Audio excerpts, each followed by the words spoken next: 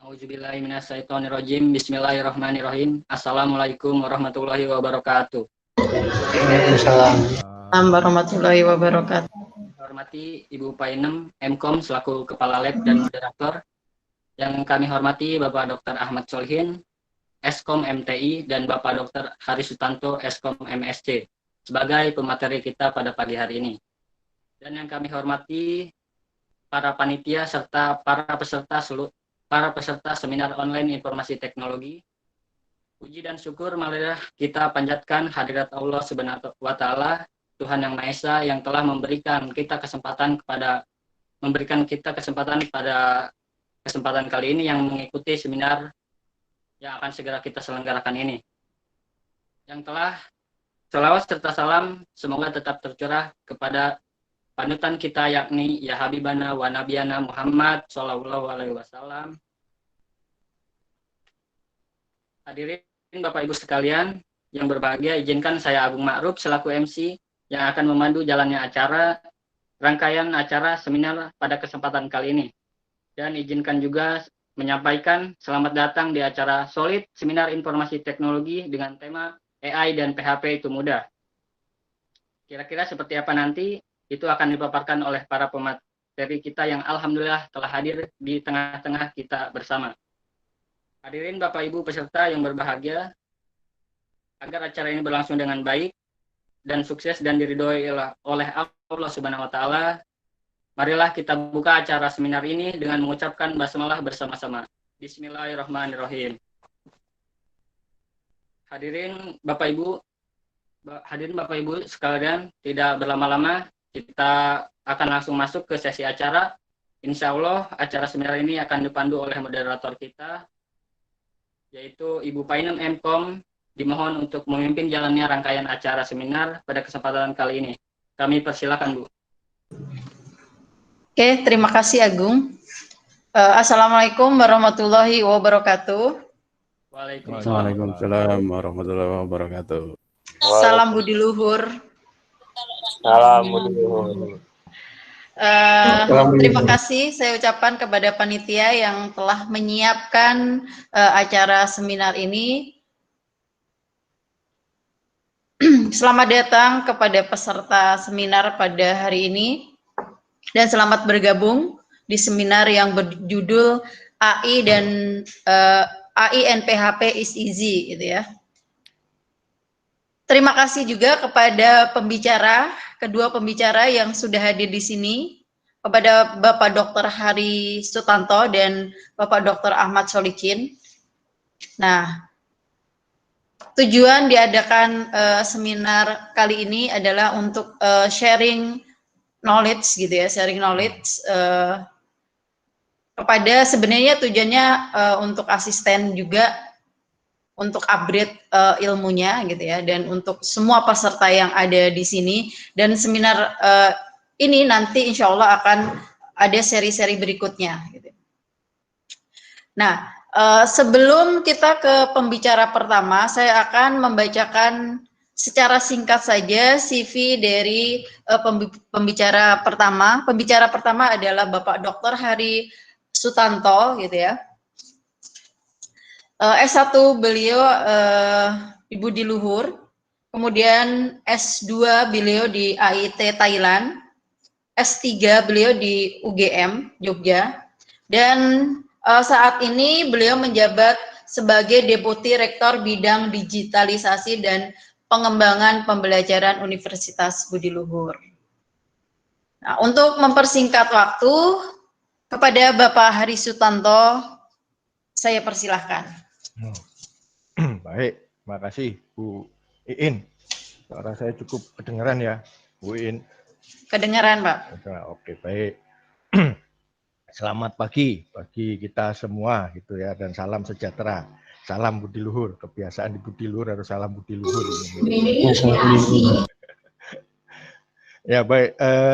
Selamat pagi. Sebelumnya sebelum saya presentasikan, gitu ya, mungkin mudah-mudahan ini audiensnya anak-anak Budi Luhur nih. Kalau enggak ya enggak apa-apa. Kalau orang luar ya enggak apa-apa, gitu ya. Sehingga saya harus ngomong bapak-bapak, ibu-ibu ini. Kalau anak-anak lab, wah lebih enak lagi karena kita nanti ini sharing aja ya. Jadi supaya untuk nambah pengetahuan aja bagi Anda yang belum ngerti atau kenal dengan AI nih, karena zaman sekarang ini sudah bukan hal yang aneh kalau kita ngomongin AI ya. Oke, saya coba presentasikan punya saya. Mungkin saya juga nggak butuh waktu lama gitu ya, karena nanti lebih enak diskusi saja gitu ya. Oke, present now. Terus.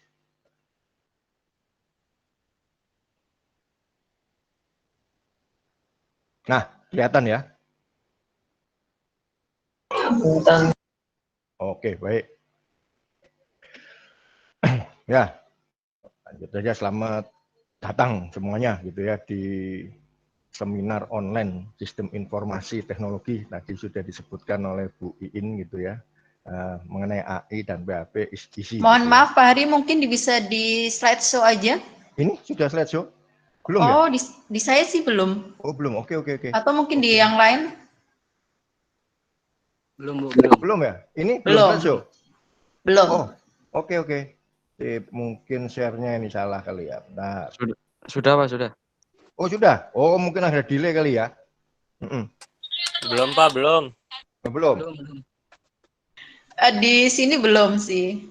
Oh? Belum juga ya? Belum?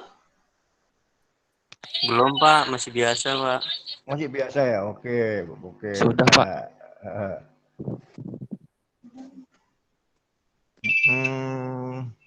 Nah, stop dulu, coba presentasinya diganti saja dengan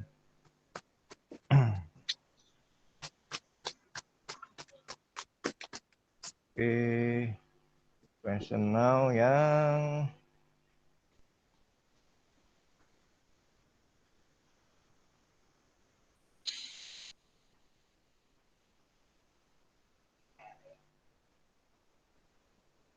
oke.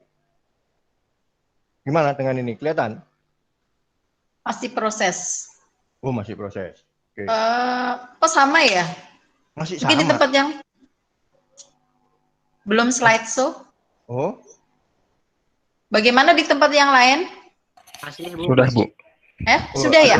Ada yang sudah, ada Di yang belum? saya sudah, Bu. Oh. Sudah Bu. Ya, kalau yang Oh, mayoritas sudah ya udah nggak apa-apa sih Pak Ari. Oke, baik.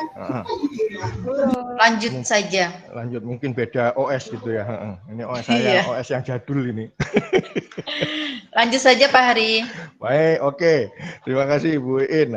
Saya ucapkan juga selamat ke Lab ICT Universitas Budi Luhur gitu ya. Tadi mestinya nggak usah disebutin apa itu, gelarnya juga nggak apa-apa gitu ya. Kalau untuk orang luar, kalau orang dalam sih nggak apa-apa gitu ya. Ya, selamat bagi Lab ICT nih yang menyelenggarakan ini. Kalau bisa, saran saya juga bisa continue ini, tidak hanya di sini saja gitu ya, supaya juga teman-teman Anda atau mahasiswa yang lainnya bisa nambah pengetahuan gitu ya. Baik, saya akan coba memaparkan mengenai artificial intelligence atau kecerdasan buatan atau tiruan ini kalau di bahasa Indonesia kan gitu ya. Dan ini bukan hal yang aneh di masa sekarang ini gitu ya. Nah, kita mulai, apa itu artificial intelligence? Biasanya AI itu konotasi kita adalah robot gitu ya. Kalau saya ambil dari buku gitu ya, ini adalah is ability of computer to simulate the function of the human brain. Maksudnya komputer bisa mensimulasikan fungsi-fungsi otak seperti manusia ini. Jadi bergaya atau berlaku atau seolah-olah seperti otak manusia. Jadi komputer diminta untuk berpikir seperti manusia.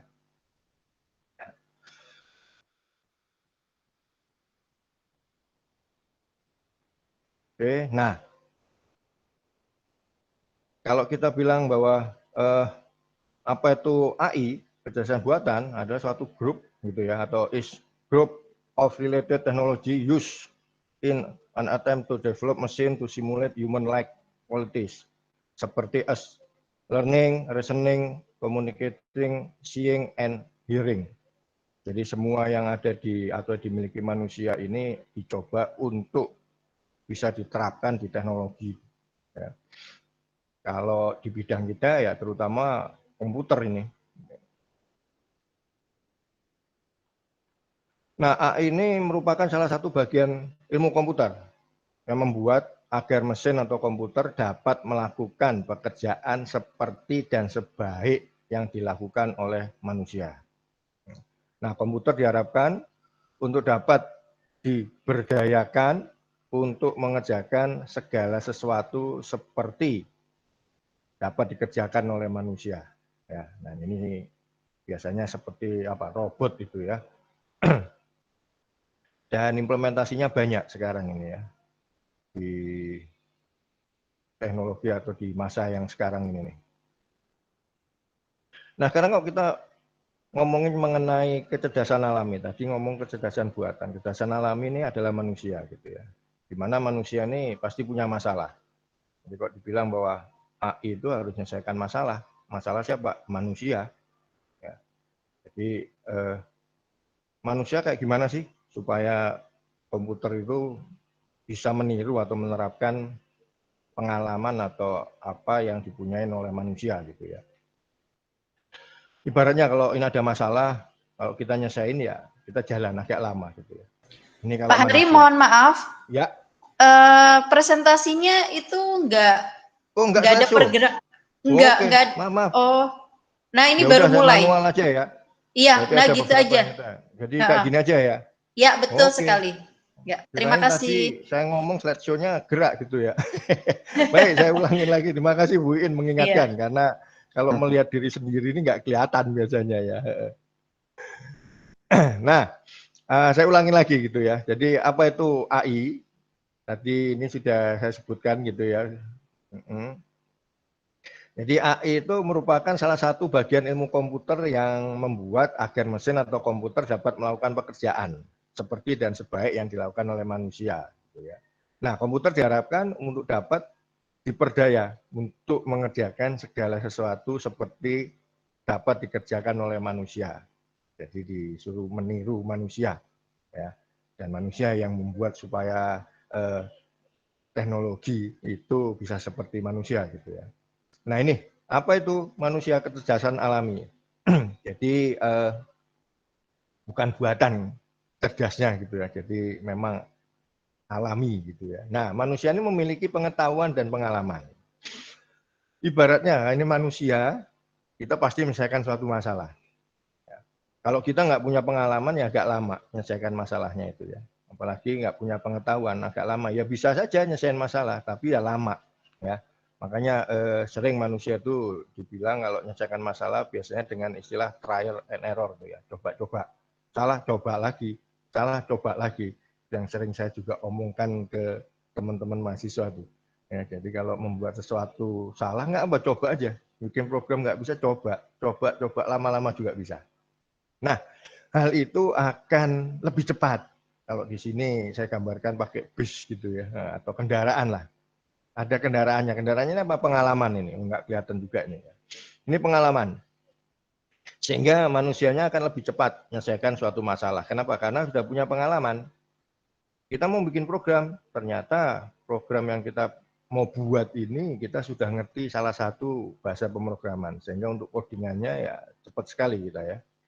Nah, kira-kira komputer pun sama. Akan diajarkan seperti ini supaya dia bisa berpikir lebih cepat yang seperti yang diinginkan oleh manusia gitu ya.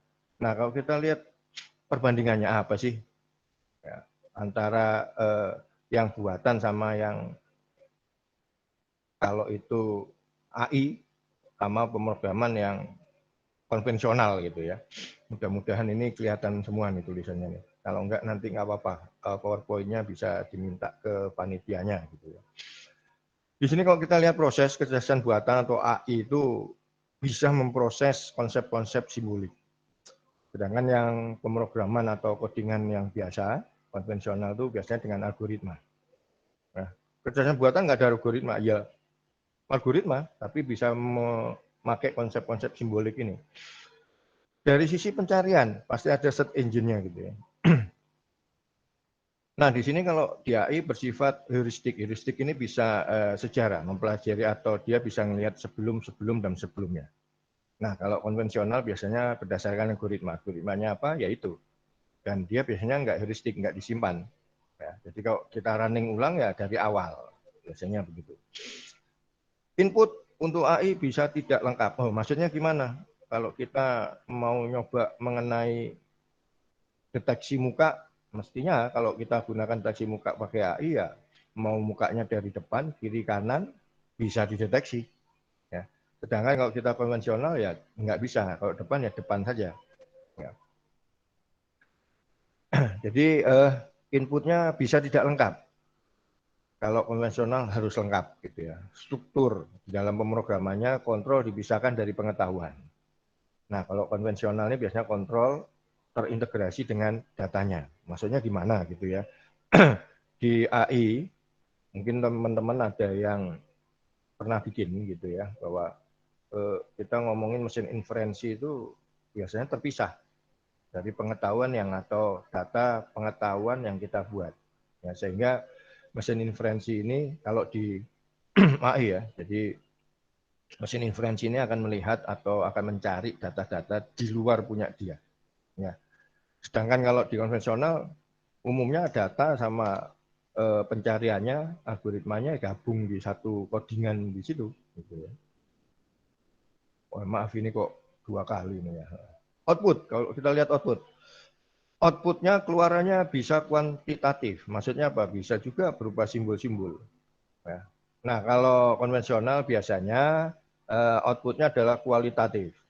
Angka, huruf gitu ya. Jadi bisa terbatas.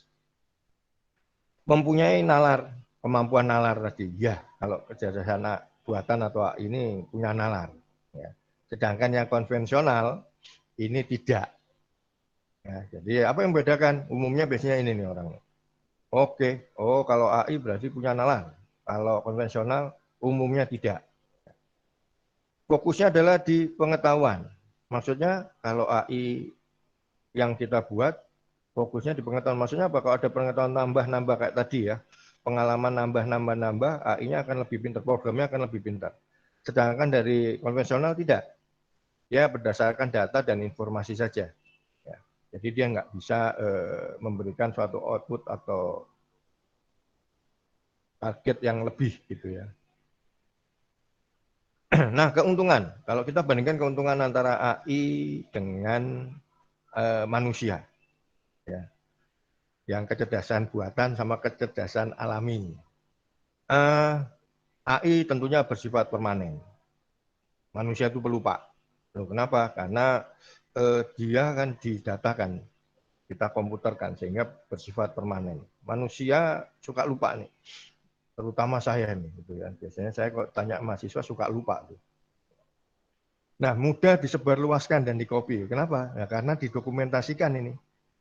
Yang ini kan didokumentasikan di komputer sehingga ya kita bisa mengkopi, menggandakan. Sedangkan kalau kecerdasan manusia ini susah untuk dikopi, ya. Jadi biasanya diajarkan kalau alami. Kalau bisa dikopi anak kita nggak usah kuliah, tinggal kopi aja punya dosennya udah selesai gitu ya. Tapi nggak bisa. Ini harus kita yang mempelajari, ya. Terus di AI adalah murah dan cepat disajikan dan bersifat konsisten ini.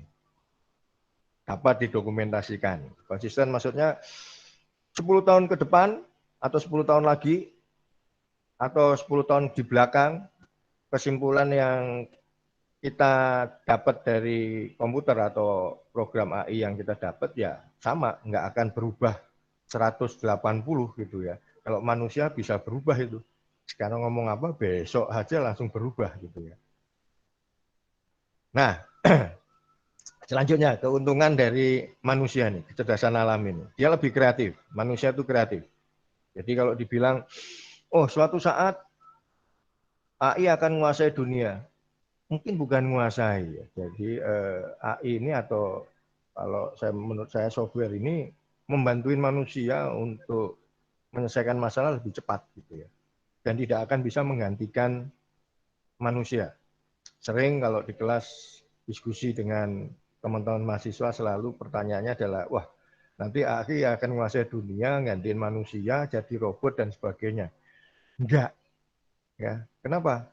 Pertanyaannya dibalik aja, kita mau nggak diganti oleh robot manusia? Jawabannya pasti tidak. Ya. Dan robot atau AI tidak hanya robot gitu ya. Yang kita buat itu hanya untuk bantuin manusia. Ya, jadi supaya masalah kita bisa lebih cepat, hidup manusia bisa lebih berkualitas, lebih nyaman gitu ya. Kenapa? Ya, karena manusia ini lebih kreatif ya. Jadi dia menggunakan pengalaman, pemikirannya dapat lebih luas. Jadi nggak terkurung atau kaku di situ saja gitu ya. Jadi kalau AI misalkan dibuat untuk robot, biasanya cuma robot saja. Mungkin untuk masak dia nggak bisa gitu ya. Nah, manusia ini yang bisa multi talent ini ya. Apakah memang nggak bisa AI dibikin multi talent? Iya bisa, tapi kemampuannya pun hanya biasanya fokus. Ya. Nah, lanjut. Mengapa perlu mengerti AI? Kenapa kita harus mengerti AI? Teknologi tidak bisa menghasilkan teknologi, tapi teknologi harus dibuat. Jadi kalau tadi ada pertanyaan lagi, wah nanti kita akan digantikan oleh komputer gitu ya. Komputer bisa membuat robot sendiri, itu biasanya di film-film gitu ya. Kenyataannya teknologi itu tidak bisa menciptakan teknologi lain. Apakah nggak mungkin? Mungkin saja kalau manusia mau. Tapi menurut saya pribadi, saya kurang yakin. Ya. Karena teknologi pasti punya peran manusia. Jadi teknologi bukannya terbatas untuk dibuat, tetapi masih kurangnya ilmu pengetahuan yang mendukung. Nah, apa sih teknologi itu? Kalau kita lihat teknologi adalah keseluruhan sarana untuk menyediakan barang-barang yang diperlukan bagi kelangsungan dan kenyamanan hidup manusia. Teknologi telah mempengaruhi masyarakat dan sekeliling dalam banyak cara. Jadi teknologi ini bisa membuat budaya baru ini. Kenapa? Karena teknologi telah membantu ini perbaikan ekonomi, termasuk ekonomi global sekarang ini gitu ya, dan telah memungkinkan bertambahnya kaum. Nah ini nih, dimiringin kaum banyak waktu nih. Maksudnya apa? Seperti yang kita lakukan sekarang ini nih. Karena kita ini pandemi COVID-19 ini, kita seminar aja online. Jadi banyak teman-teman juga yang di rumah, tapi bukan berarti nggak produktif. Kenyataannya bahwa di rumah pun kita bisa produktif gitu ya. Kalau tadi disinggung sedikit tentang ekonomi kan mungkin beberapa dari Anda juga ada yang jualan online gitu ya. Tidak harus buka toko sekarang. Kita punya atau mungkin kita nggak perlu punya barang. Ya, kita kayak jadi makelar aja dengan teknologi kita jadi makelar. Nah, kita bisa jualan ya tanpa gudang, tanpa barang.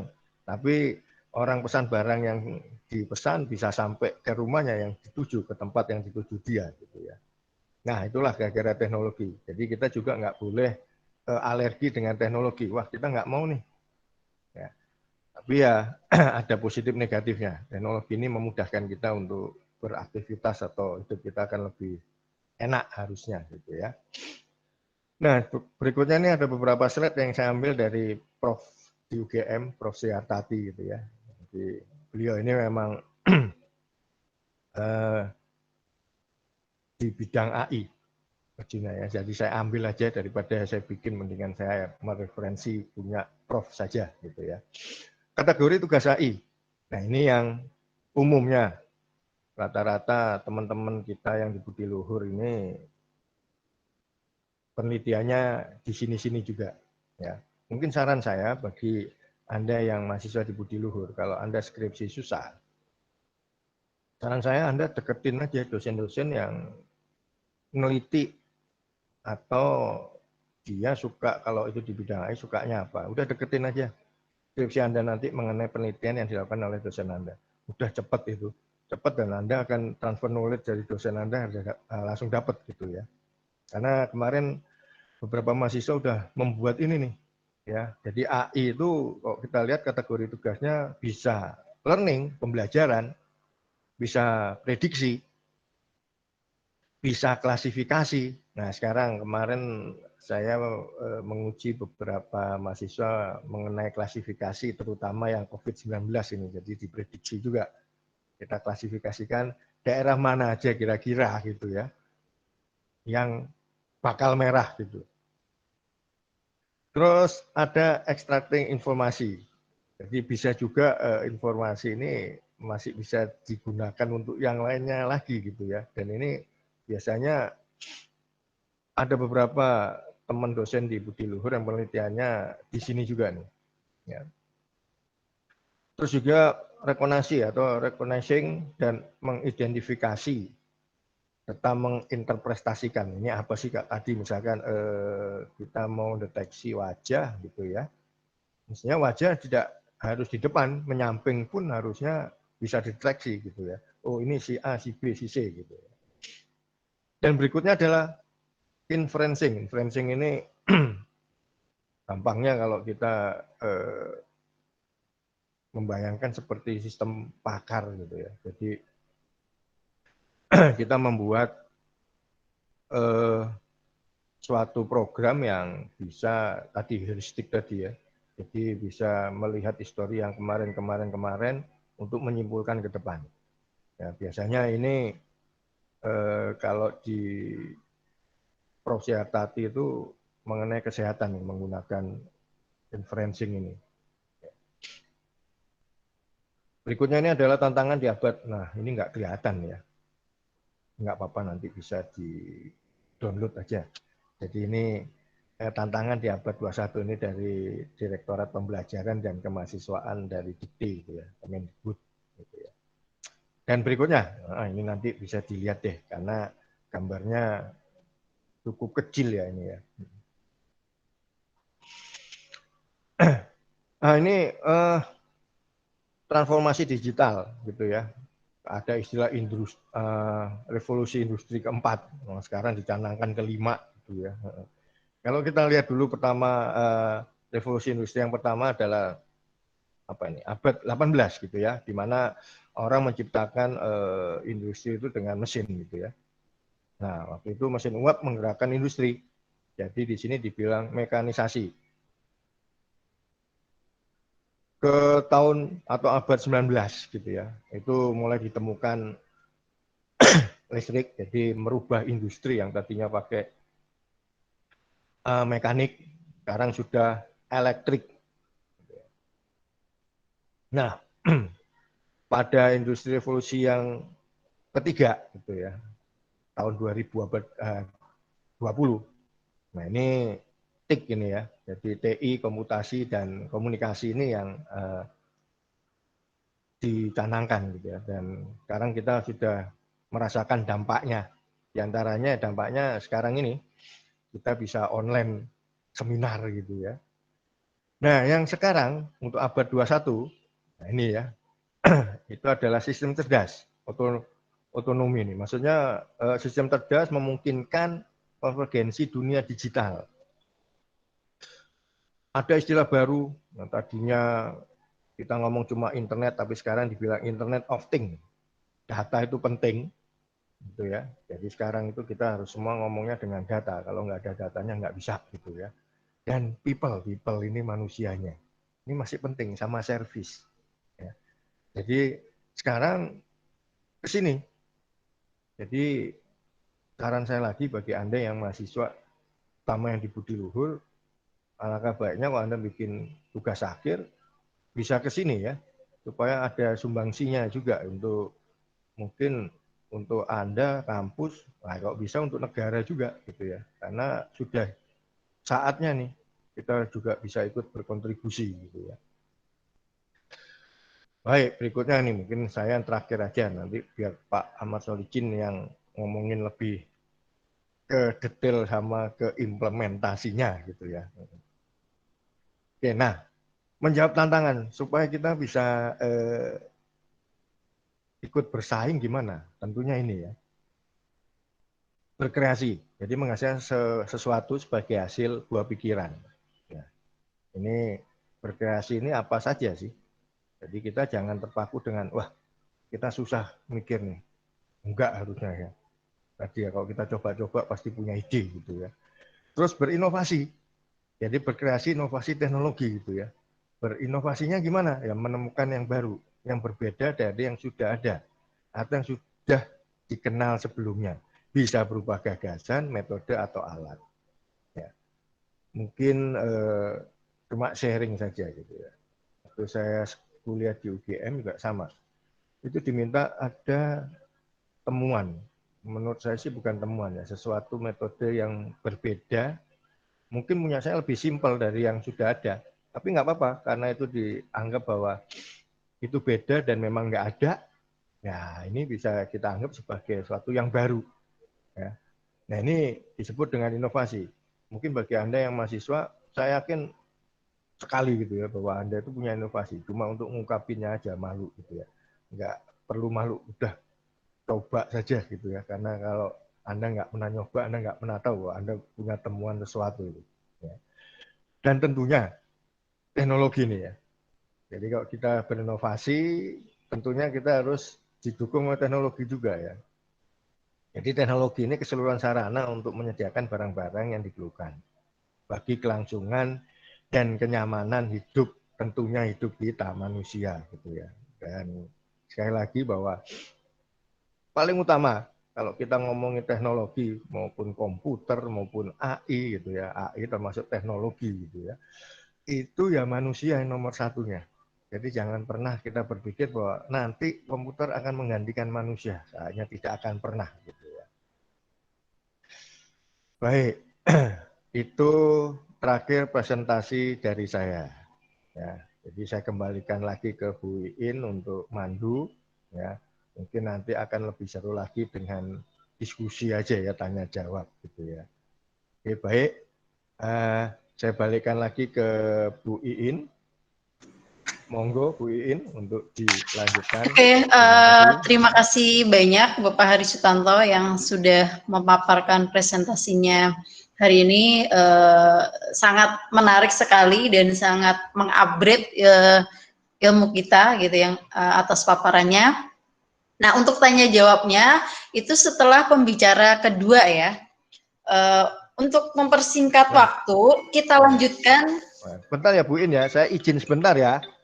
Baik Pak, baik Pak, silahkan. Untuk mempersingkat waktu, kita lanjutkan ke pembicara kedua yang kita tunggu-tunggu juga, Bapak Dr. Ahmad Solikin. Tapi sebelum beliau memaparkan presentasinya, saya bacakan CV secara singkat dari Bapak Dr. Ahmad Solikin. S1 di Universitas Budi Luhur, kemudian pendidikan S2 di Universitas Indonesia UI, kemudian S3 di Universitas Gajah Mada atau UGM. Nah, Bapak Ahmad Solikin di sini kalau di Budi Luhur disebut sebagai Bapak PHP ya biasanya. Bapak PHP di kampus Universitas Budi Luhur gitu ya. Oke, saya persilakan kepada Bapak Ahmad Solikin untuk mempresentasikan hari ini. Silakan. Oke, baik. Terima kasih Bu Moderator yang telah memberikan kesempatan. Suara saya kedengaran ya? Kedengaran. Ya, oke. Kalau mukanya nggak perlu kelihatan ya. Baik, Bapak, Ibu, teman-teman semua, teman-teman mahasiswa, gitu kan ya. Sebelum yang kami hormati, Assalamualaikum warahmatullahi wabarakatuh. Ya, salam Budi Luhur. Oke, baik. Ya, sekali lagi kami ucapkan terima kasih atas kesempatan yang diberikan. Ini saya yakin teman-teman semua gitu yang bisa menyempatkan diri hadir di seminar kali ini memang sebagian besar mahasiswa Budi Luhur, walaupun tadi saya lihat juga ada beberapa peserta dari luar Budi Luhur gitu kan ya.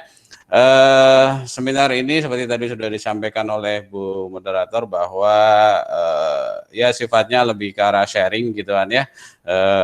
Ya apa-apa yang mungkin sudah kita pelajari gitu kan ya, kita coba paparkan di seminar kali ini gitu kan ya.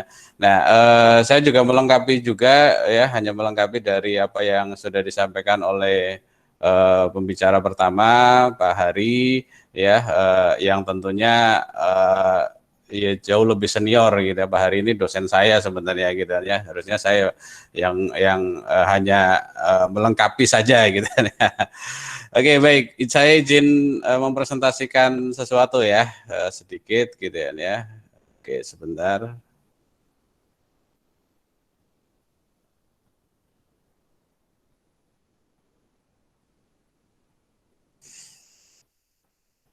Mudah-mudahan sudah kelihatan.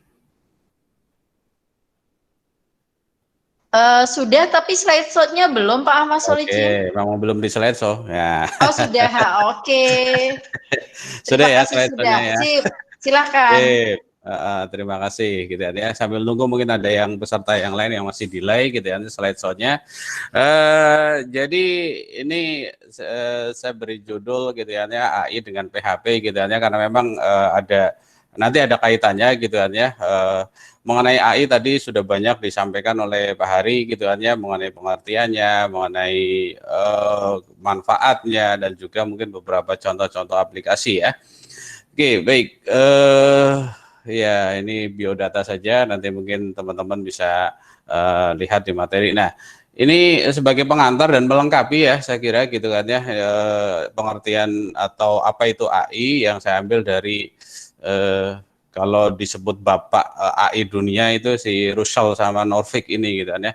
Ini bukunya sangat terkenal sekali, Artificial Intelligence Modern Approach. Ya pasti bahasa Inggris ya gitu ya.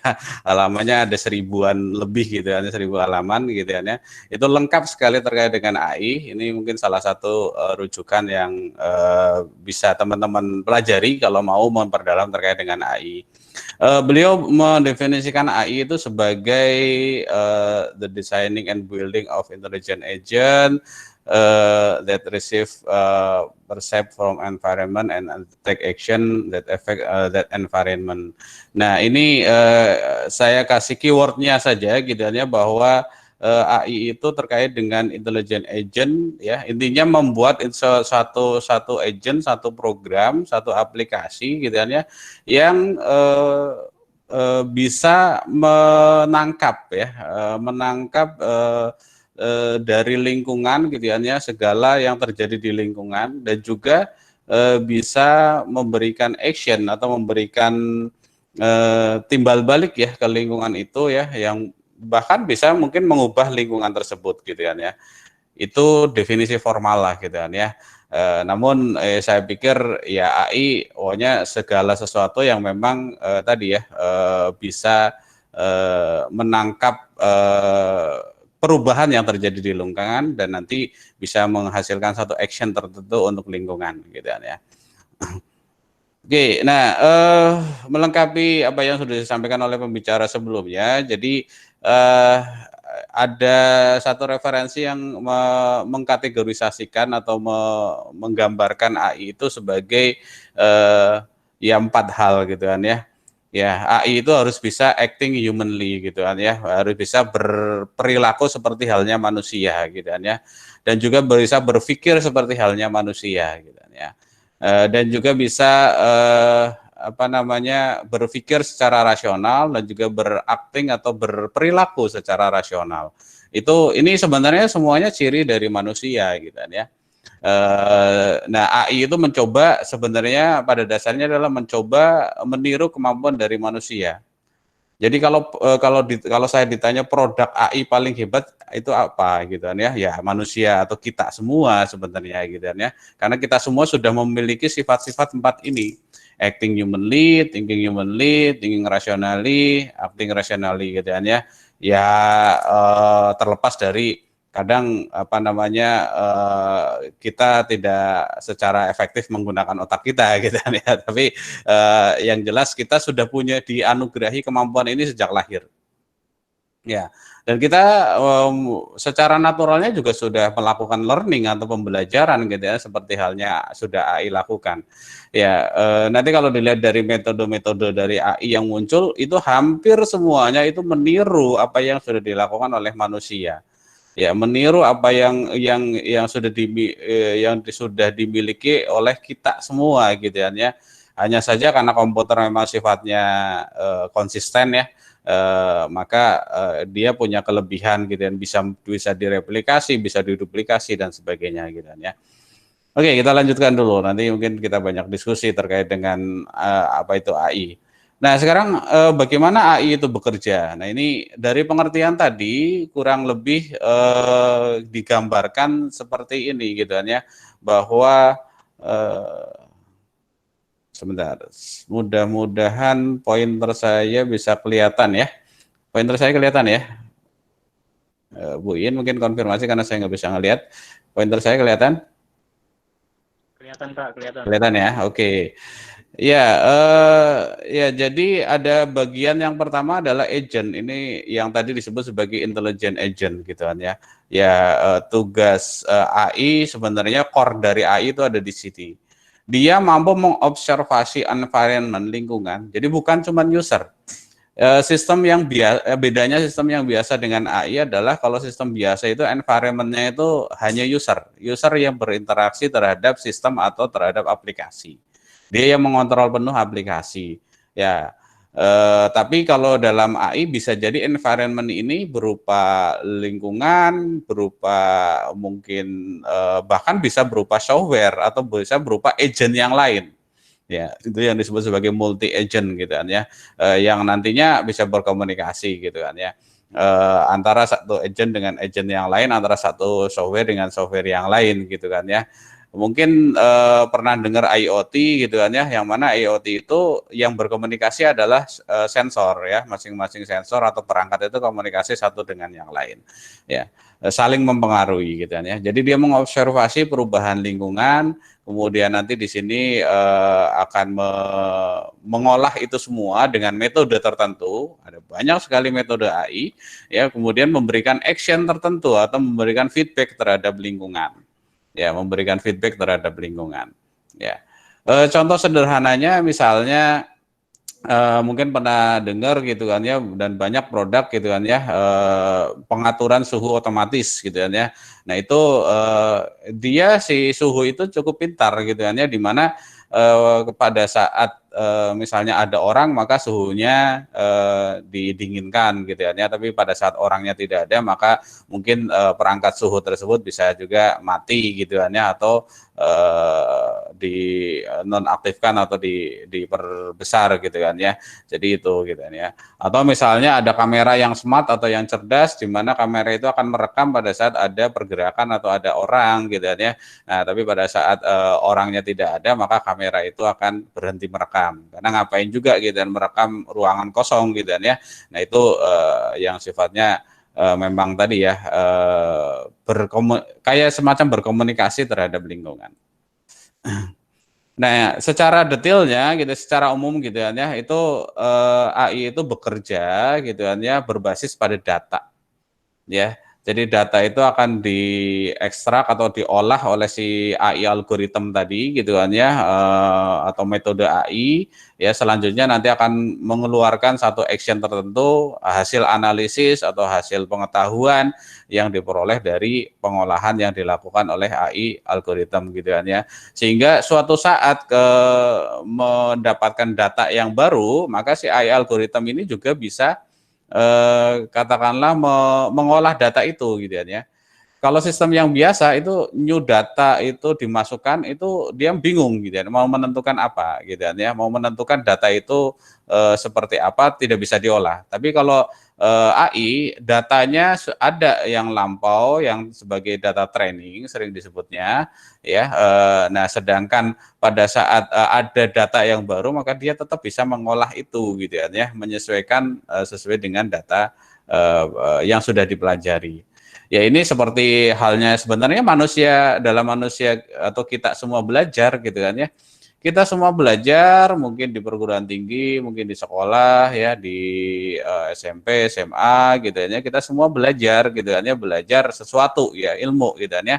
Nah, kita harus mampu ya, pada saat misalnya ujian itu kita dikasih soal yang baru, yang berbeda dengan apa yang kita pelajari. Nah, kita harus mampu belajar, harus mampu mengerjakan itu gitu ya. Pada saat itu mampu mengerjakan, maka kita anggap bahwa pembelajaran kita sudah berhasil, atau kita punya kemampuan untuk learning ya, mempelajari sesuatu dan juga menyelesaikan persoalan yang mungkin sama sekali belum pernah ditemui gitu ya.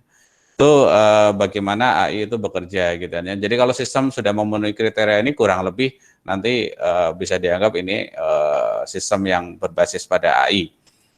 Nah, tadi Pak Hari juga sudah menyampaikan gitu kan, ada banyak metode terkait dengan AI. Ini kebetulan saya ambil dari paper tahun 2018 kalau nggak salah ya. Ada rujukannya di akhir slide nanti gitu kan ya. Ini taksonomi dari metode-metode AI. Ini yang saya anggap cukup bisa menggambarkan bagaimana AI itu bekerja gitu kan ya. Tadi juga sepertinya sudah sempat disinggung bahwa AI itu terbagi menjadi beberapa bagian ya, AI yang sifatnya learning, AI yang sifatnya reasoning, AI yang sifatnya discovering gitu kan ya.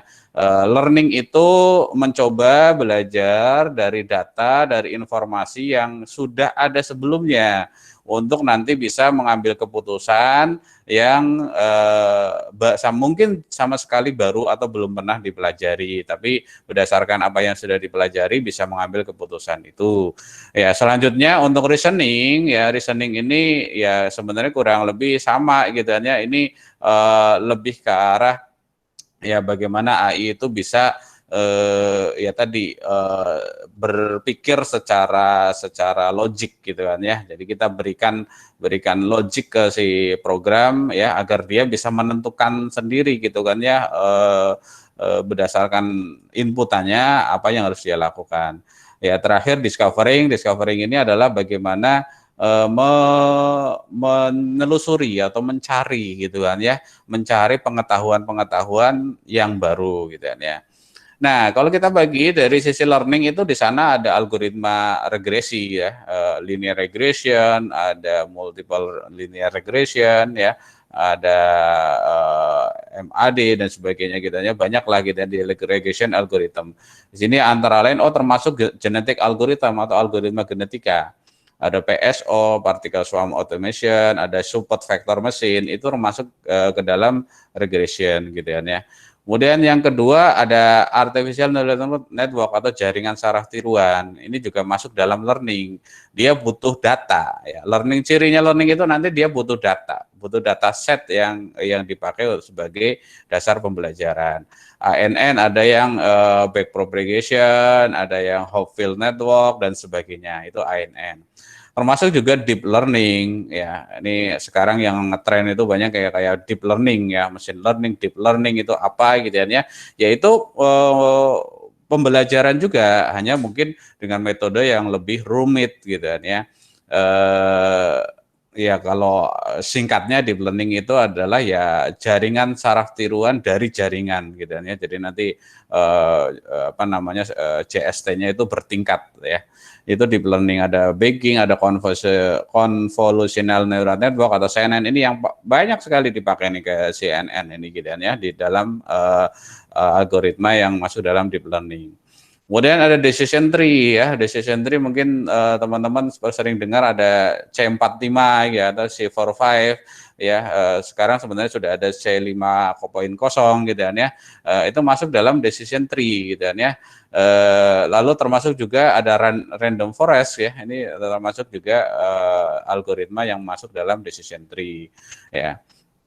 Lalu ada clustering. Nah, clustering ini yang paling banyak dipakai ada KNN ya, Kamin, ada KNN, ini masuk dalam algoritma clustering sebenarnya gitu ya.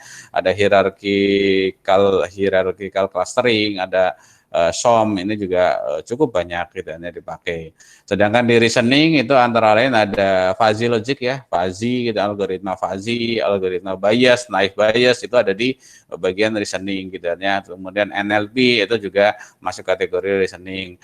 Lalu di sana ada CBR ya, case based reasoning ya, ada rule based reasoning ya, dan sebagainya. Ini apa namanya, berbagai macam algoritma atau metode yang terkait dengan AI gitu kan, yang banyak kita kenal ya. Di luaran sana sebenarnya lebih banyak lagi algoritma, tapi mungkin yang banyak orang pakai dan modifikasi itu kurang lebih seperti ini. Itu ya kurang lebih. Kita lanjutkan.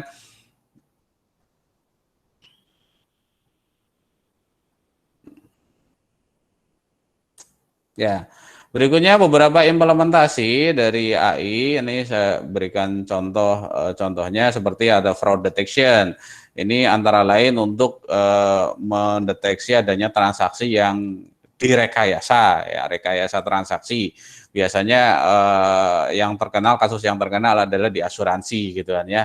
Jadi di asuransi itu seringkali terjadi fraud detection, fraud gitu ya, atau kecurangan gitu kan ya, di mana kita punya mobil ya, kita pengen punya mobil baru ya, kita ajak 5 teman kita misalnya sama-sama punya mobil, saling menabrak satu dengan yang lain ya. Nah, karena tabrakan tadi ya tentu bisa diklaim asuransinya, semua dapat mobil baru gitu ya, padahal itu sudah direkayasa gitu ya. Hoax itu juga sama sebenarnya, fraud juga ya, kecurangan tapi informasi. Nah, ini juga harusnya membutuhkan peran-peran kita sebagai AI developer untuk bisa menyelesaikan itu. Ya, ini contoh penelitiannya dari Robert Soah dan kawan-kawan tahun 2019. Ini menarik gitu kan ya. Ini adalah decision support untuk fraud detection di health insurance ya. Jadi di asuransi dengan genetic support vector machine. Jadi ini menggabungkan antara SVM dengan genetic algorithm. Artikel kami ada di situ, nanti teman-teman Bapak Ibu semua bisa mempelajari lebih lanjut. Jadi intinya sih dari data-data yang ada ya, kemudian ada semacam classifier atau klasifikasi, dan ini kebetulan pakai SVM ya, untuk menentukan apakah itu termasuk fraud atau tidak, termasuk kecurangan atau tidak gitu kan ya. Yang kalau kecurangan maka nanti di sininya tidak diklaim ya, klaimnya ditolak gitu kan ya, klaim asuransinya dan seterusnya ya. Jadi itu ini gambaran umumnya, nanti detailnya ini paper cukup menarik ya, saya kira bisa dikembangkan juga gitu kan ya, untuk teman-teman yang mungkin mau mahasiswa atau yang mau skripsi atau tesis dan sebagainya. Oke, selanjutnya ada recommendation ya, baik musik, movie atau yang lainnya gitu kan ya. Ini contoh gitu kan ya, ini publikasi saya lagi proses gitu kan ya. Ini punya tesis mahasiswa S2 gitu kan ya. Itu rekomendasi keterampilan TI dengan metode user based collaboration filtering dan look likelihood similarity ya. Ini jadi nanti ada satu data yang diambil dari portal kerja ya, portal pencari kerja, kemudian di crawling ya, ambil masuk ke dalam engine gitu kan ya, lalu di situ ya tentunya simpan ke database ya, baru nanti diolah sedemikian rupa hingga nanti menghasilkan satu rekomendasi. Nah, saya harus belajar apa nih gitu kan ya, saya sudah mampu A misalnya, A, B, C gitu kan ya. Nah, saya biar mahir di IT, saya sebaiknya belajar apa? Itu kadang kita semua kan kadang bingung gitu kan ya. Nah, salah belajar seringkali kita nggak fokus gitu kan ya. Sebaik-baiknya satu keterampilan itu adalah fokus gitu ya, bisa menguasai secara mendalam di bidang yang kurang lebih sama gitu kan ya, karena pada dasarnya tidak ada orang yang bisa menguasai seluruh bidang gitu kan ya, jadi harus fokus. Nah, ini memberikan rekomendasi apa saja yang harus dipelajari pada saat kita sudah punya kemampuan tertentu gitu kan ya, dan kaitannya dengan kemampuan IT gitu kan ya.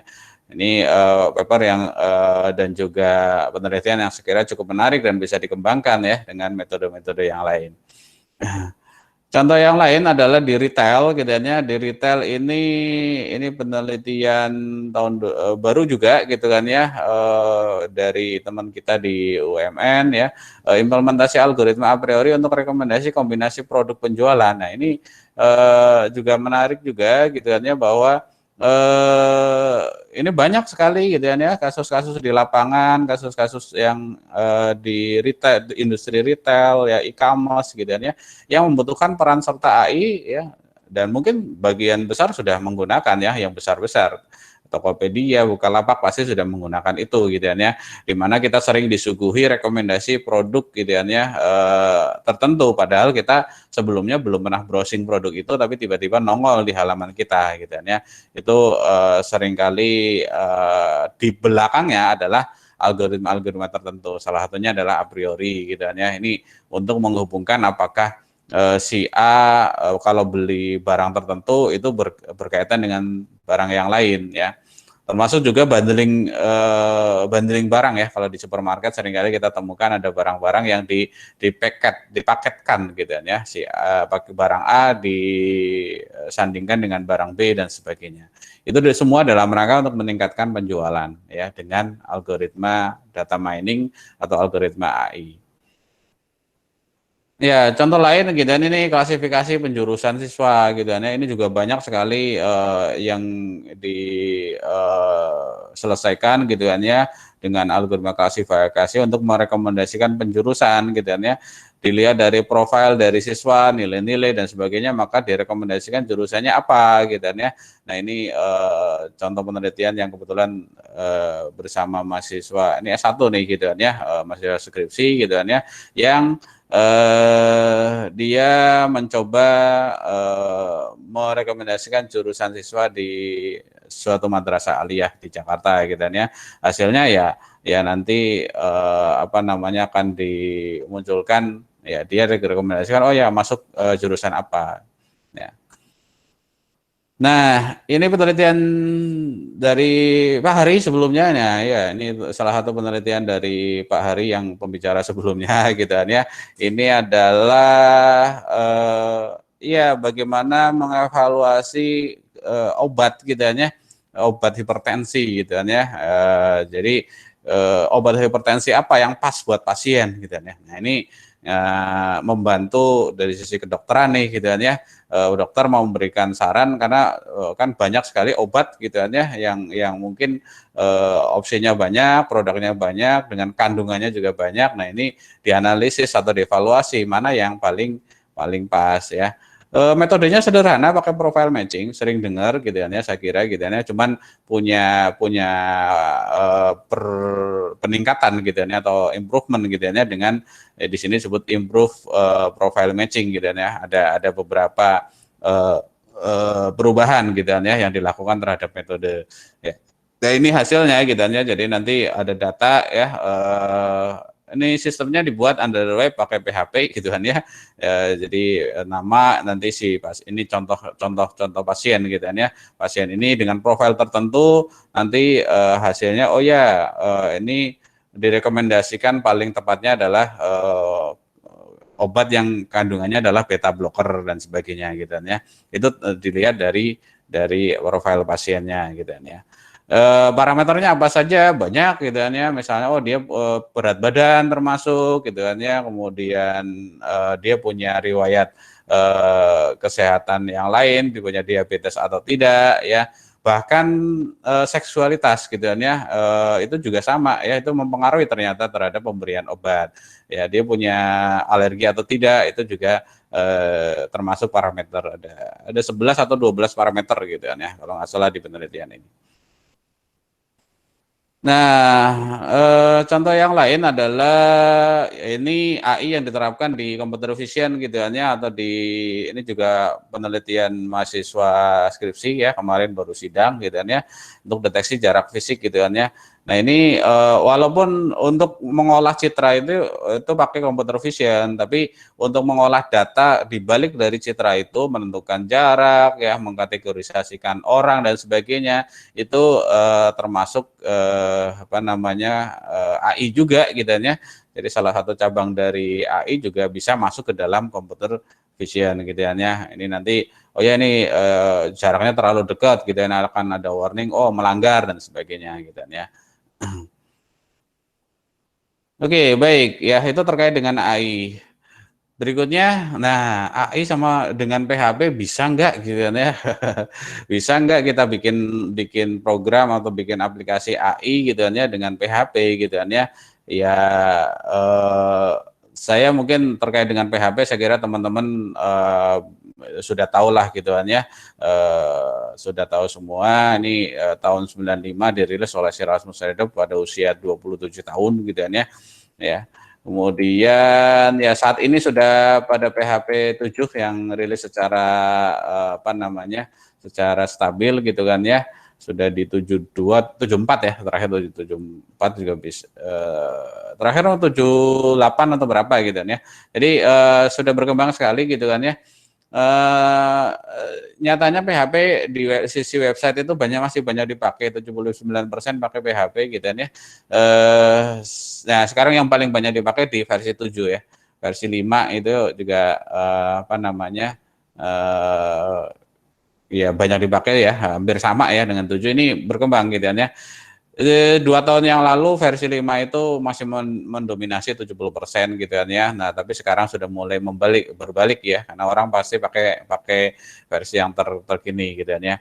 Versi 6 tidak ada gitu, tidak dirilis karena dulu ada permasalahan internalnya di pengembang PHP sendiri gitu kan ya, sehingga tidak dirilis. Nah, kelebihannya ya saya kira ini teoritis tidak usah saya sampaikan gitu kan ya. Ya umumnya sih karena open source gitu kan, jadi orang suka dengan PHP gitu kan, dan mudah dipelajari. Nah, sekarang AI dengan PHP gitu kan ya. Saya mencoba menelusuri gitu kan ya, dan saya juga pernah nyoba gitu kan ya. Ada dua library atau dua library itu kayak kumpulan ya, kumpulan package gitu kan ya, yang cukup menarik gitu kan ya. Yang pertama adalah PHP ML. ML ini machine learning ya, bukan yang lain ya. PHP ML. Kemudian yang kedua adalah Rubix ML. Rubix ML ini baru ya, cukup baru gitu kan ya. Tapi duluan PHP ML yang muncul gitu kan ya. Nah, kita coba lihat gitu kan satu persatu. Ya, PHP ML ini adalah kumpulan dari machine learning algorithm gitu kan ya, yang dibangun dengan PHP ya. Requirement-nya adalah PHP 7.1 gitu kan ya. Jadi Anda bisa menggunakan ini setelah kalau menggunakan versi PHP 7.1. Ya bisa di-download secara gratis tentunya gitu kan ya, itu di situsnya itu ya, phpmlredox.io dan sebagainya ya. Ini Mede. Nah, contohnya gitu ya. Ini contoh mengklasifikasikan dengan KNN. Wah, sesederhana ini gitu ya. Jadi dari data sama label, kemudian tinggal panggil KNN, kemudian tinggal di train, ya nanti memprediksikan gitu ya.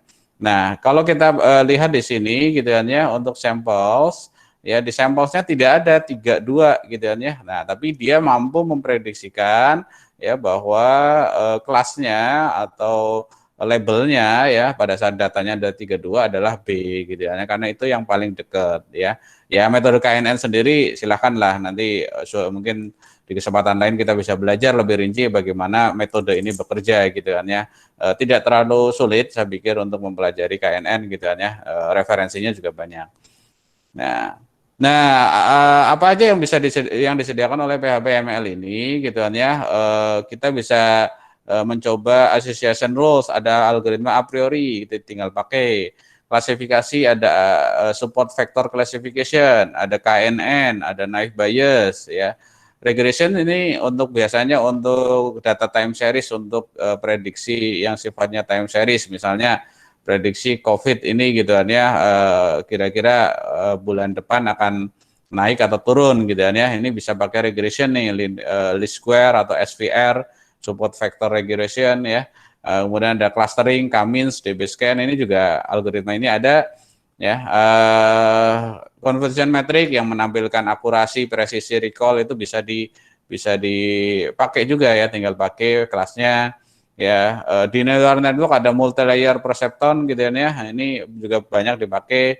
Ya, ada dataset juga disediakan ya. Kemudian yang bermain dengan teks gitu ya, text mining, ada TF, IDF transformer ya, token convectorizer, ini juga seringkali berguna dalam berbagai metode terkait dengan data mining dan juga AI gitu ya. Ini bisa digunakan. Ya.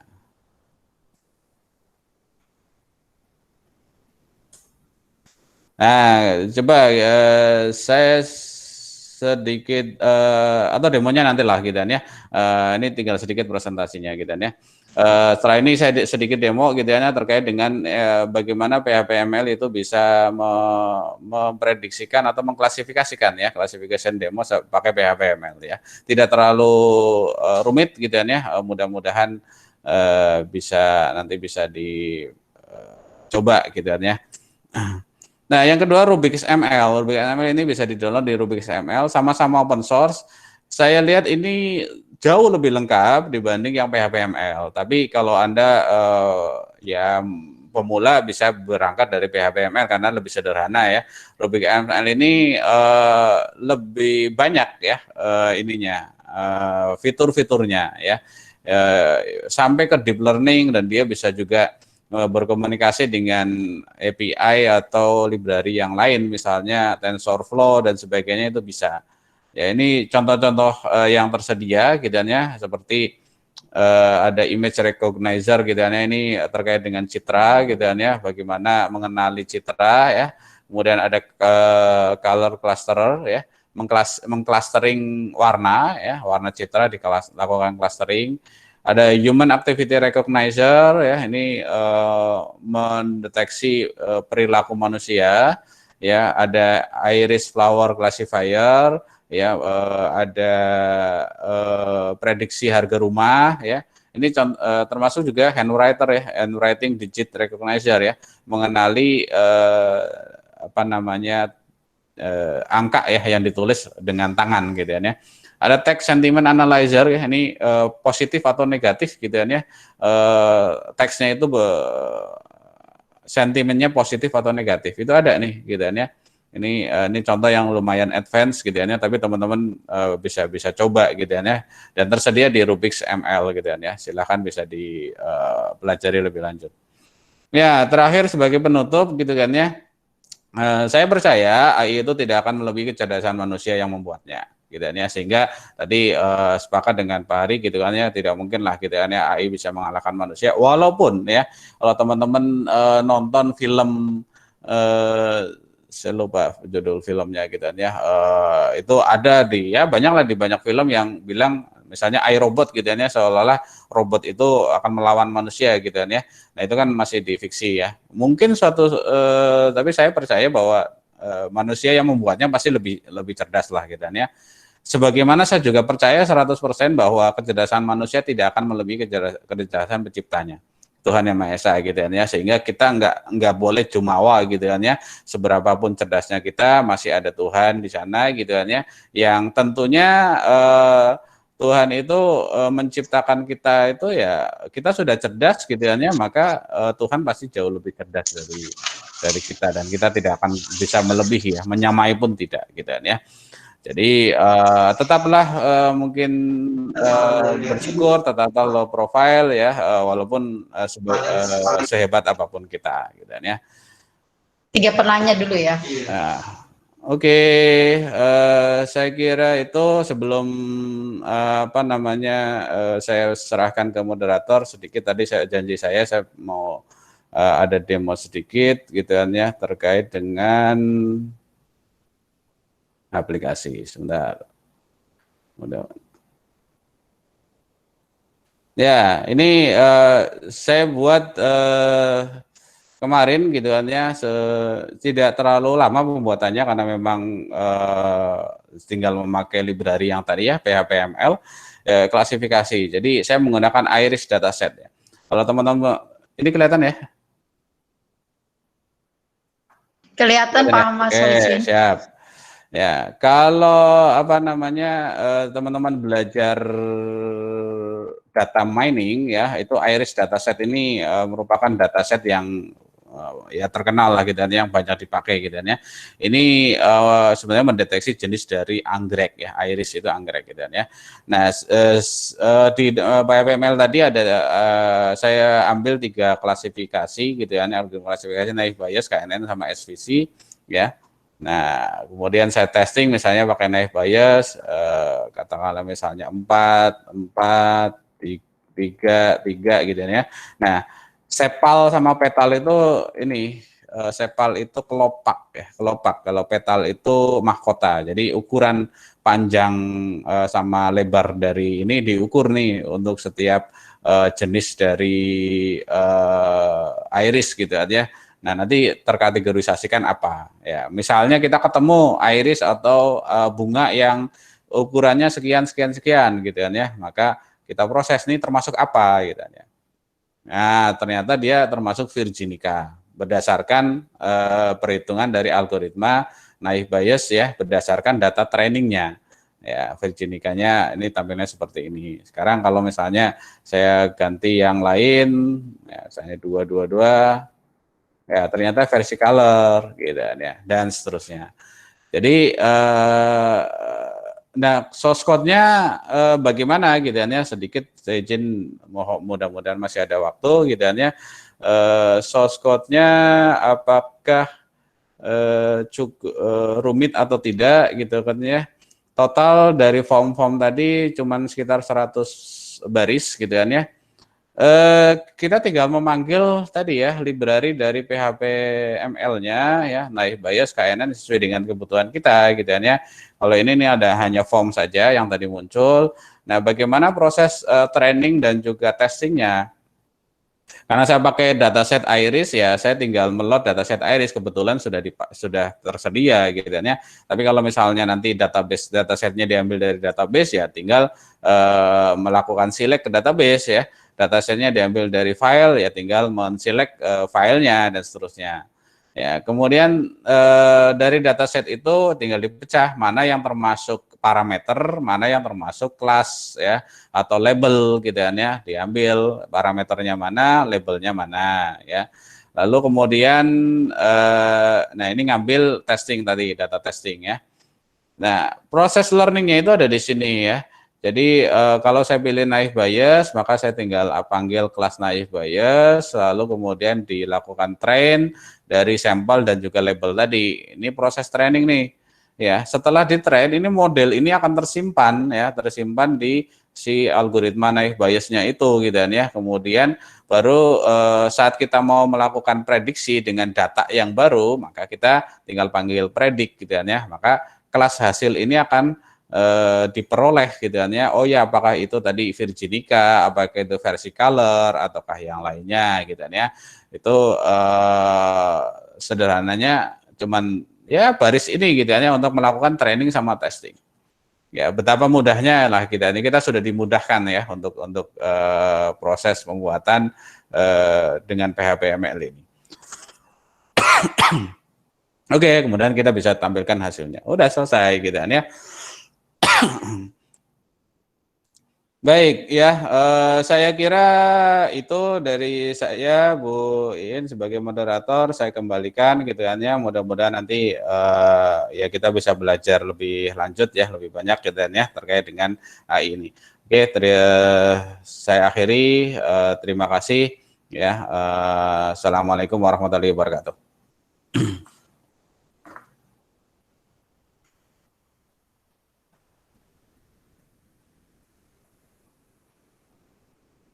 Halo, tes.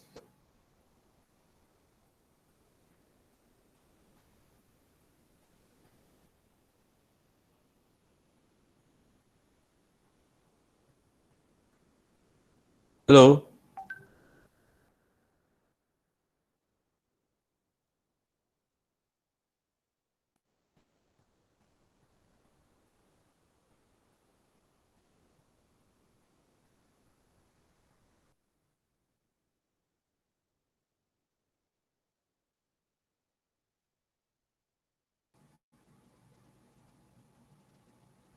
Halo. Mohon maaf Pak Mas Soicin, kayaknya keputus ya tadi ya. Oh, yang pas bagian apa? Mulai dari presentasi yang terakhir, kayaknya hasilnya belum. Oh, gitu. Ya. Pas demonya kelihatan? Baru pada saat itu sampai ke tadi isi dataset apa di programnya gitu. Oh, Tapi gitu. proses hasil dari programnya belum terlihat Pak Mas Soicin. Oh ya, saya ulang ya. Saya Ya, coba baik. share lagi ya. Ya. Biar ada gambaran ya terkait dengan algoritma atau penggunaan dari machine learning PHP di PHP ya. Oke, baik Pak. Oke, kelihatan ya? Kelihatan Pak, kelihatan. Ya, oke. Yang ini kelihatan ya. Saya lanjutkan ya. Mungkin tadi jaringannya terputus ya. Jadi sekali lagi ini hanya demo ya, sederhana aja. Gitu. Saya menggunakan dataset Iris ya. Dataset Iris ini adalah dataset yang sering dipakai untuk uji coba data mining ya, untuk prediksi jenis dari bunga anggrek gitu ya. Saya gunakan 3 algoritma gitu kan ya. User bisa memilih apakah naive Bayes, KNN atau support vector classification.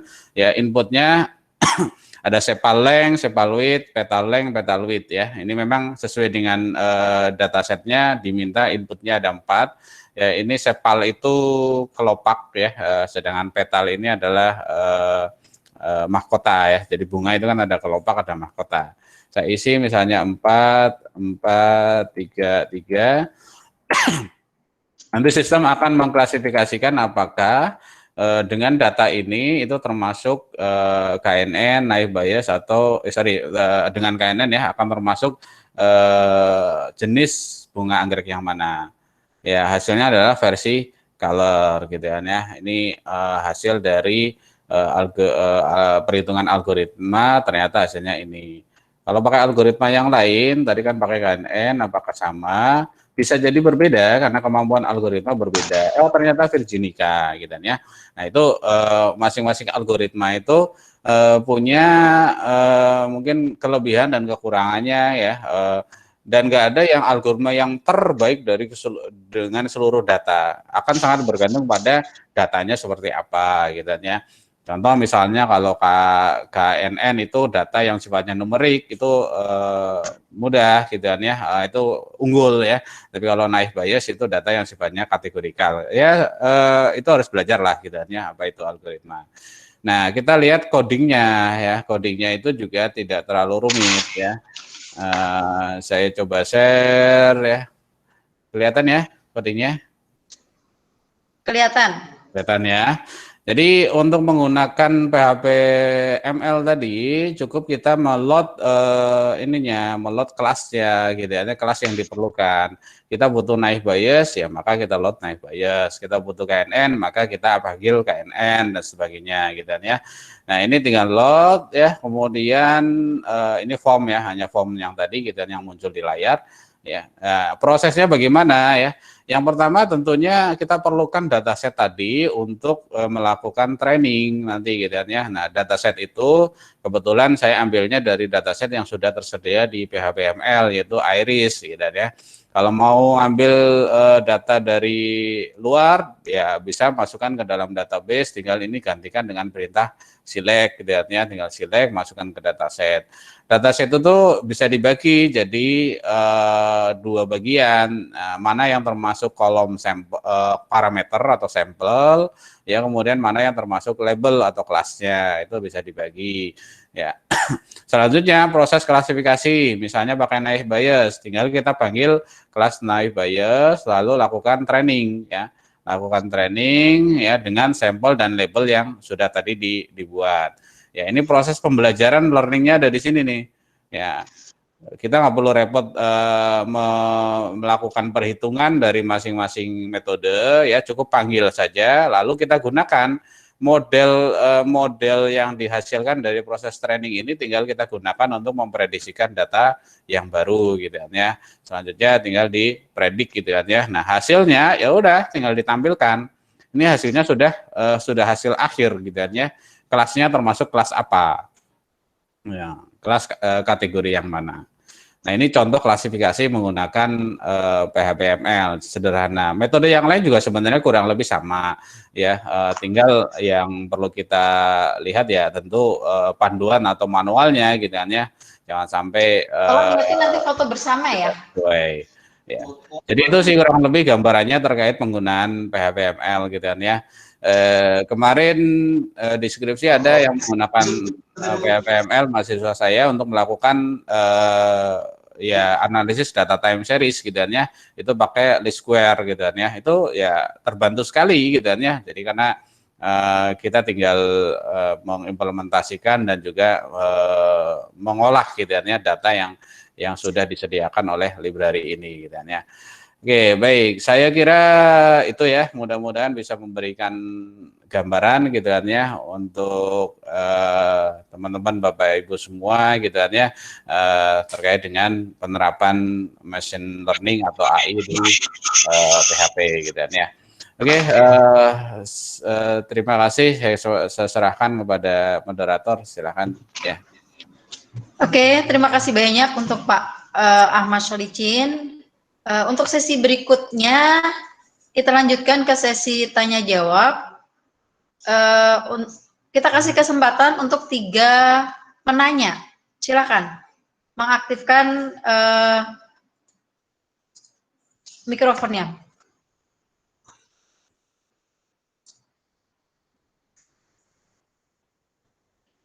Atau bisa via chat juga ya. Silakan.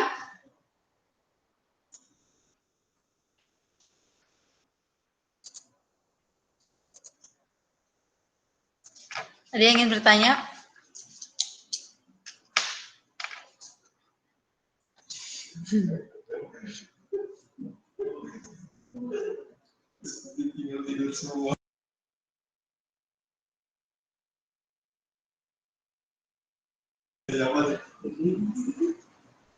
Ada yang tanyakan? Saya Bu izin bertanya. Oke, silahkan sebutkan nama ya. Langsung aja Bu. Ya, silahkan. Kepada Baik. siapa? Baik, terima kasih. Nama saya Alvin Ramadan, angkatan 2016 dari Fakultas Teknologi Informasi. Pertanyaan saya adalah gini, Pak. Kita tahu bahwa bahasa pemrograman PHP ini kan berbasis web gitu ya Pak, dan berjalan itu dari sisi server gitu melalui browser gitu Pak. Nah pada saat kita mengolah data yang sangat begitu besar gitu, misalnya kita melakukan penelitian dalam text mining gitu Pak, terdapat sekian ribu teks kalimat yang kita pecah menjadi sebuah token-token gitu Pak. Nah, apakah ada kendala tertentu ketika kita menggunakan library dari PHP itu, misalnya ketika menginputkan data yang sangat besar itu suatu saat ada batasan tertentu yang nantinya akan menyebabkan sebuah deadlock pada prosesnya itu Pak, gitu.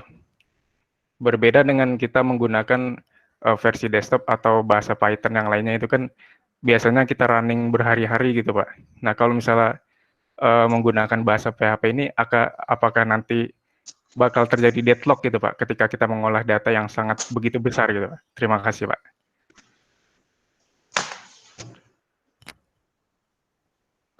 Langsung dijawab atau nunggu dulu Pak Ahmad Solicin? Langsung aja kali ya biar nggak lupa. Boleh, gitu. silahkan. Baik, ya betul sekali gitu kan ya apa yang diungkapkan oleh Alvin gitu kan ya bahwa PHP memang jalannya berbasis web gitu kan ya, dan betul gitu kan ya kekurangan itu memang terjadi gitu kan ya bahwa pada saat prosesnya atau datanya sangat besar biasanya web itu akan kesulitan ya. Nah, sebenarnya bisa disiasati ya kita nggak bisa compare dengan bahasa pemrograman Python atau versi desktop, karena itu pasti punya kelebihan dan kekurangan gitu kan ya. Tentunya kelebihan dari PHP itu ya dia bisa berjalan di web gitu kan ya, dengan bisa diakses dari mana saja dan sebagainya gitu kan ya. Nah, tadi bicara mengenai solusi misalnya text mining atau mining tertentu dengan data yang sangat besar ya, itu bisa berkolaborasi gitu kan ya. Zaman sekarang itu bisa berkolaborasi di mana prosesnya yang lama itu biasanya proses training.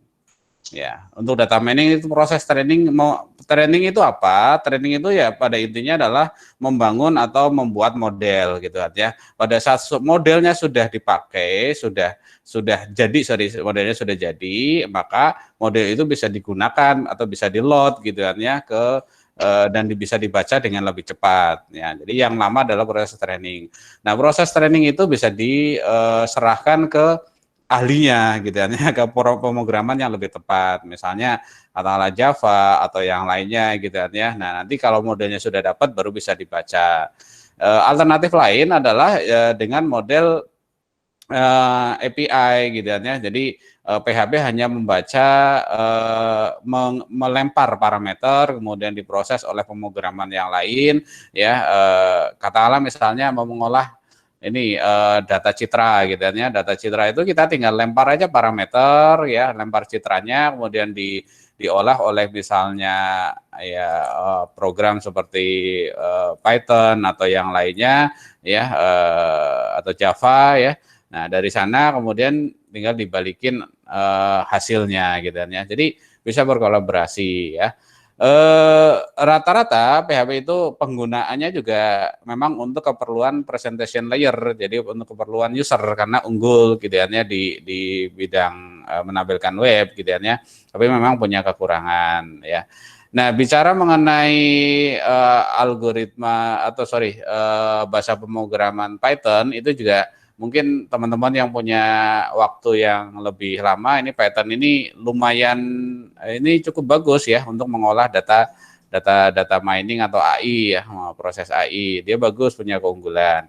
Ya, selain itu juga bisa belajar bahasa pemrograman R gitu kan ya. Ini juga bagus juga gitu kan ya untuk bisa diolah atau dipelajari gitu aja untuk keperluan data mining gitu kan ya. Intinya sih kita zaman sekarang itu tidak perlu fanatik dengan bahasa pemrograman gitu kan ya. Ya, tapi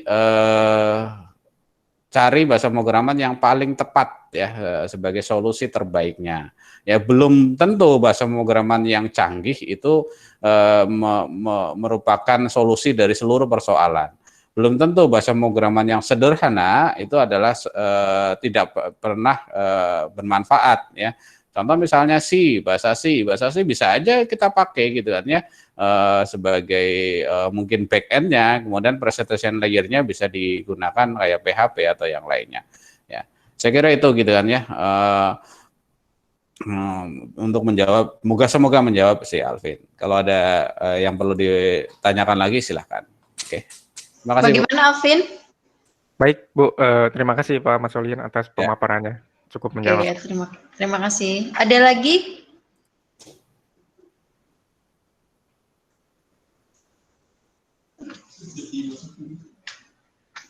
Silakan kalau ada lagi.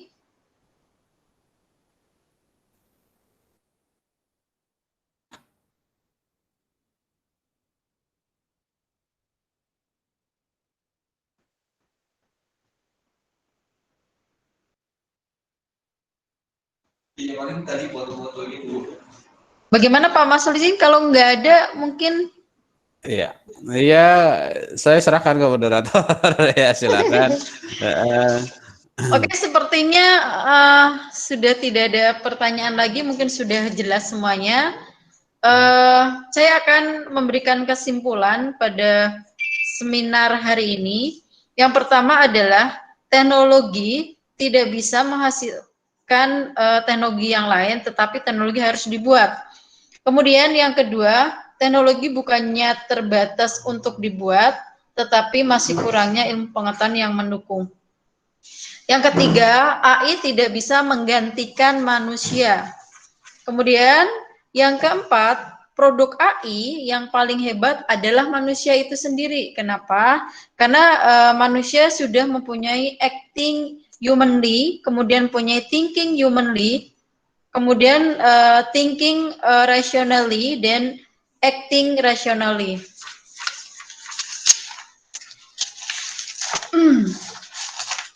Yang kelima, beberapa contoh implementasi AI itu ada di bidang kesehatan, di bidang musik, di bidang retail.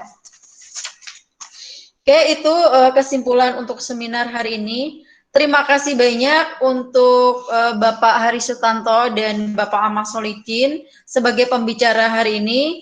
Semoga materi yang diberikan hari ini bermanfaat untuk semua peserta dan bisa menginspirasi untuk menciptakan ide-ide baru di bidang AI. Oke, selanjutnya saya kembalikan ke pembawa acara. Dari saya, wassalamualaikum warahmatullahi wabarakatuh.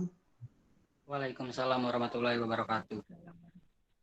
Kami ucapkan terima kasih kepada Ibu Moderator, Ibu Painem Mkom yang telah memimpin jalannya rangkaian acara pada seminar kali ini. Kami ucapkan terima kasih juga kepada seluruh pemateri, yakni Bapak Dr. Ahmad Solihin, Eskom MTI, dan Bapak Dr. Hari Sutanto, Eskom MSc. Dan terima kasih juga kepada rekan-rekan semuanya yang telah menyaksikan acara ini dari awal sampai akhir.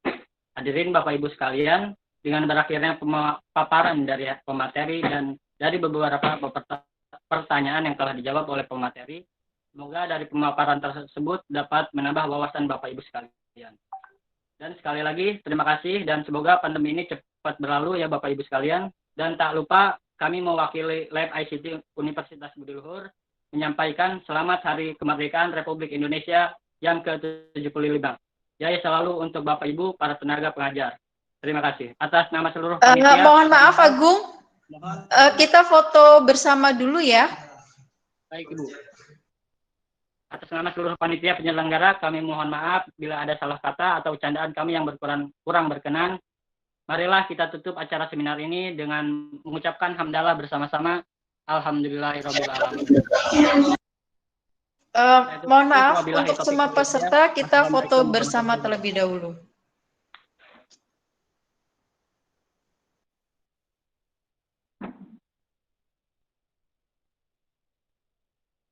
Munculin videonya, Bu.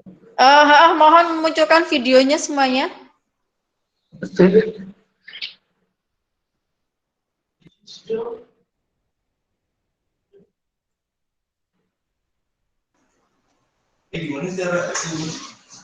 Di next aja.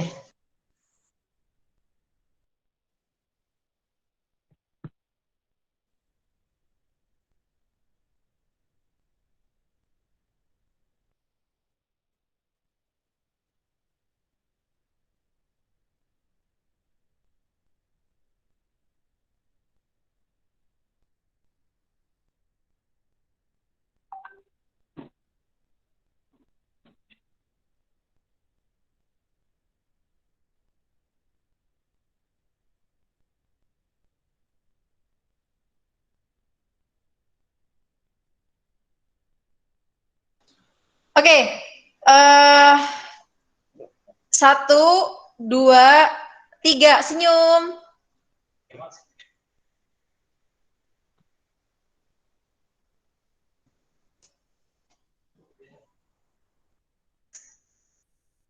Udah ya. Terima kasih untuk semuanya. Mohon maaf kalau ada koneksi yang terkadang terputus ya. Terima kasih.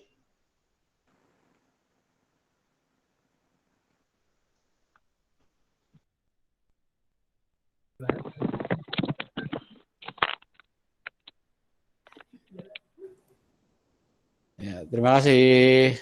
Ya, sampai ketemu lagi. Izin live ya.